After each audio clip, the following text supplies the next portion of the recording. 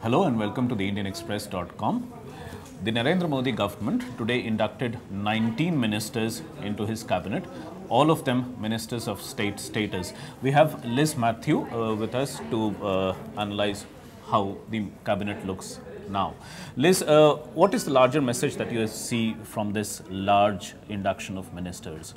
See, from the in the senior category, only Prakash Javadekar has been elevated to the cabinet post, and the rest of the ministers, the 19 new ministers, all of them are either going to be Minister of Independence with Minister of State with independent charge or Ministers of State. So, if you look at the, the profile of the ministers, it is very clear that, the message the party and the Prime Minister wanted to send to UP mainly because it is the pod-bound state where the BJP stakes are very high.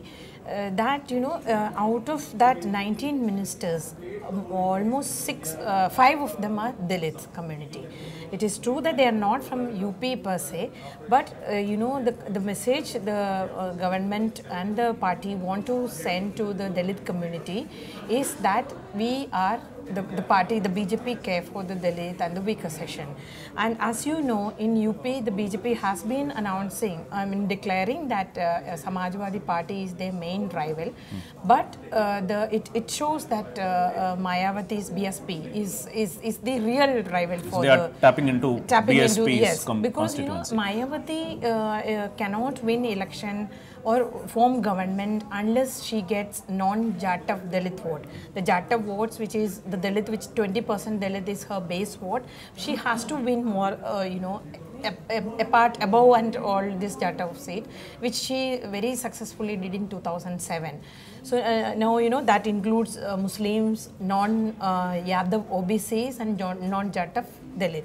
So by inducting almost 5 to 6 ministers into the cabinet, although it's a symbolic gesture, the Minister of State so far we have seen, they are not contributing much to the government or governance. It is a symbolic measure. And I think this is how, since the election is already there, it will be sending a positive message. So it's mainly aimed at UP. Yes. Mainly aimed at. And how do you look at the work allocation that the portfolios have just been announced? So how do you look at that? Yeah, contrary to the expectations, there has been some major changes in the cabinet. The most prominent being Smriti Irani, Human Resource Development Minister, is shifted to textile, and Prakash Javadekar, who was promoted as a cabinet minister in the just concluded cabinet reshuffle, he was given HRD. He is given HRD. Then Sadanand Gowda, the law minister, has been shifted to statistics and program.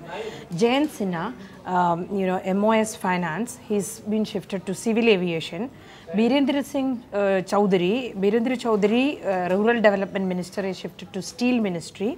And Arun Jaitley's INB ministry is now going to Mr. Venkaiah Naidu.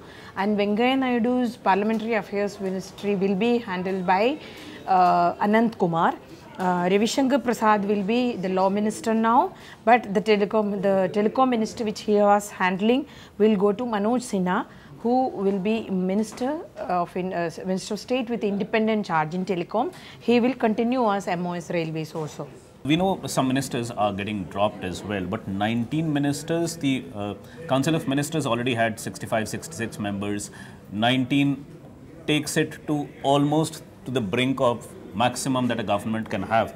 So what then happens to Narendra Modi's claim of having minimum government, maximum governance? So that claim is almost like gone. Do you think so?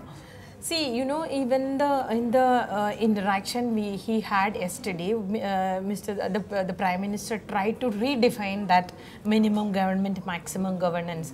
What he indicated was it is not with the numbers.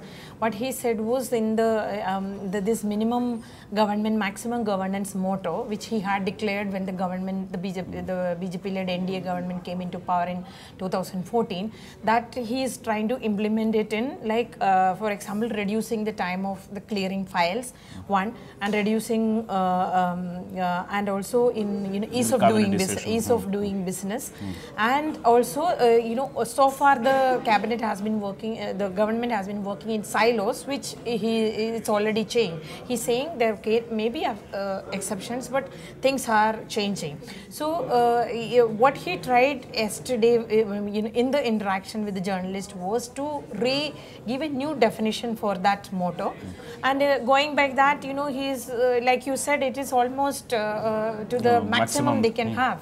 So even if now the government wants to, he has just kept 1 or 2, 3 posts vacant, and if they are dropping some ministers, 5 or 6, then only that number will be there, some vacant post will be there. So we'll have to see how the addition of so many ministers adds to the efficiency of the government. That remains to be seen, isn't it?